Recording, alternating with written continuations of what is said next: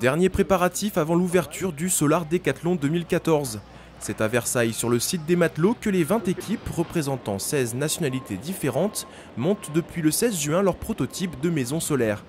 Pour cette compétition internationale qui a lieu tous les 2 ans, étudiants, architectes et ingénieurs disposent de 11 jours pour parachever leurs œuvres.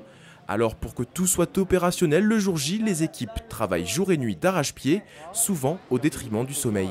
Le chantier, on a commencé lundi dernier. C'est déjà le 5e jour, il me semble, on en a 10.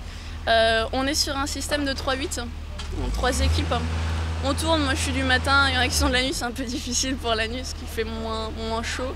Puis ils ont du mal à dormir. L'idée c'est de ne pas prendre de retard puisque tout est calé heure par heure. Les projets présentés en novembre 2013 à Paris sous forme de maquettes prennent donc aujourd'hui taille réelle. Le résultat est surprenant et le concept de certaines maisons révolutionnaire. Comme ici sur le projet Live-Lib où les architectes ont imaginé une habitation plug and play.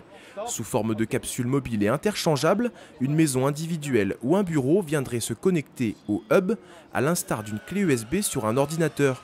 Le hub, ici en forme de cube de béton, fournirait alors chauffage, téléphonie ou ventilation à l'habitat lors de sa connexion. On a de moins en moins de place, les personnes changent de plus en plus de fonctions, se mutent d'une ville à une autre et les habitations peuvent finalement avoir plusieurs rôles. Un jour ça peut être un bureau, un autre jour ça peut être une habitation.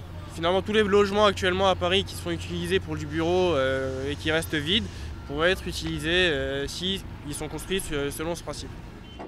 Si le projet parisien Live-Lib s'annonce comme un candidat sérieux à la victoire pour ce Solar 2014, d'autres projets devraient surprendre les 250 000 visiteurs attendus dès le 27 juin, jour de l'inauguration officielle.